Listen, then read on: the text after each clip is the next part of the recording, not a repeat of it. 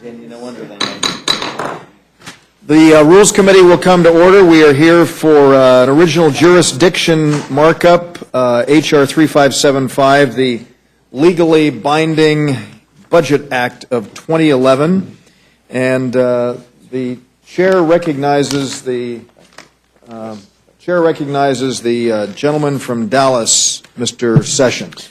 Mr. Chairman, I move the committee report H.R. 3575 to the House with a favorable recommendation. Without objection, the bill is considered as having been read and is open to amendment at any point. The chair at this point recognizes himself for an amendment. The chair offers a manager's amendment. Without objection, the amendment will be considered as having been read.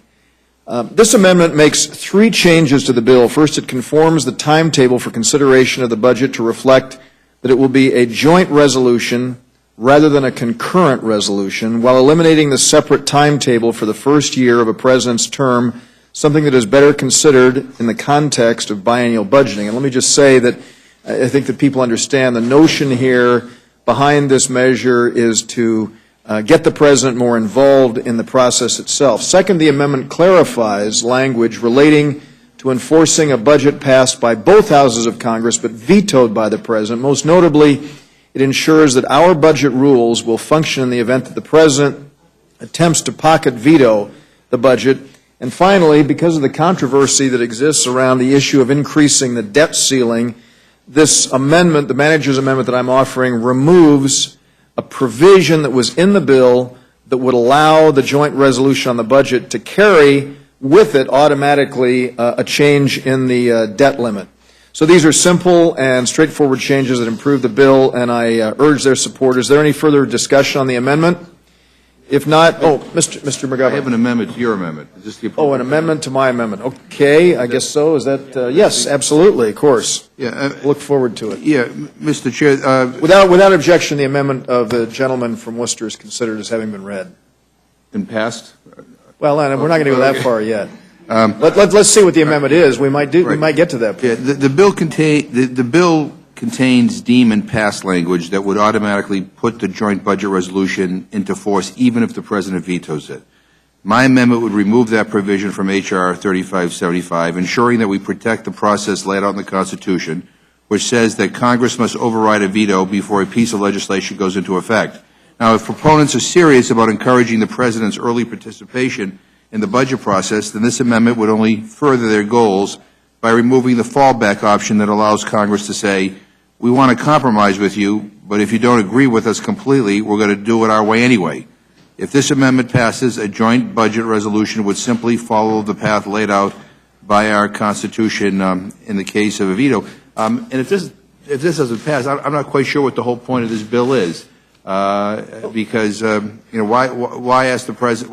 Why put this on the president's desk to ask him to sign it or veto it? If he vetoes it, it doesn't matter anyway. So I urge passage of my amendment. Well, let me respond first by thanking my friend for his amendment and for putting the time and effort into this. I will say that I'm strongly opposed to the amendment for the following reason. I have concern, and I know that my friend is an institutionalist as I am, about transferring too much authority to the president. And this takes a step in that direction, but the amendment that the gentleman is offering would actually give the president the ability to virtually hold hostage the budget process itself. And I have real concerns about giving that much authority to the president, and so I'm going to urge a no vote on the amendment. I'm happy to further yield to my friend. And I appreciate it. I would not. I wish you weren't even considering this. So let me preface my remarks with that. But if you're going to put forward a bill which basically is going to say that the House and the Senate are going to pass this budget resolution, and I don't know how we're going to compel the Senate to do anything because we haven't been able to do it over the many years that the Congress has been in. You're taking a very, very unique and I think near unprecedented position. You're taking what in your eyes is a bad bill and trying to make it worse. Well, what I'm simply saying is if the proponents of this bill are serious about trying to involve the president in this process, I don't understand why the White House, no matter who's president, would want to work with. I mean, already the White House provides their budget before we do, but where's the incentive, to work together if we're going to say to the White House, take it as we give it to you, and if you don't like it, it's going to be, we're going to follow it anyway. Well, let me say, I think that my friend makes a great point, which is one that I have made, and that is the President is involved in the process by virtue of submitting a budget to the institution. Now, we know that traditionally, regardless party, that it's regularly declared DOA when budgets come here. But I just think that this amendment that you're offering actually does take what you believe to be not a great bill and actually makes it worse, and so I'm going to encourage a no vote on the amendment. Vote occurs on the McGovern amendment. Those in favor will say aye. Those opposed, no. Opinion of the chair, the noes have it. The noes have it. The motion is agreed to, not agreed to. Sure. Clerk, call the roll. Mr. Sessions. No. Mr. Sessions votes no. Ms. Fox. No. Ms. Fox votes no. Mr. Bishop. Mr. Woodall. Mr. Nugent. No. Mr. Nugent votes no. Mr. Scott. No. Mr. Scott votes no. Mr. Webster. Ms. Slaughter. Mr. McGovern. Aye. Mr. McGovern votes aye. Mr. Hastings. Mr. Polis. Aye. Mr. Polis votes aye. Mr. Chairman. No. The clerk will report the total. 2 yea, 5 nay. And the amendment is not agreed to. If there is no further discussion, let's see, are there further amendments to the bill? We're right here. If there's no further discussion of the amendment. If there's no further discussion of the amendment, the question occurs on adopting the manager's amendment. All those in favor will say aye. Those opposed, no. The chair, the ayes have it. The ayes have it. And the amendment, you want a record vote on the amendment. The clerk will call the roll. Mr. Sessions. Aye. Mr. Sessions votes aye. Ms. Fox. Aye. Ms. Fox votes aye. Mr. Bishop. Mr. Woodall. Mr. Nugent. Aye. Mr. Nugent votes aye. Mr. Scott. Aye. Mr. Scott votes aye. Mr. Webster. Ms. Slaughter. Mr. McGovern. No. Mr. McGovern votes no. Mr. Hastings. Mr. Polis. No. Mr. Polis votes no. Mr. Chairman. Aye. Chairman votes aye. And the clerk will report the total. 5 yea, 2 nay. And the amendment is agreed to.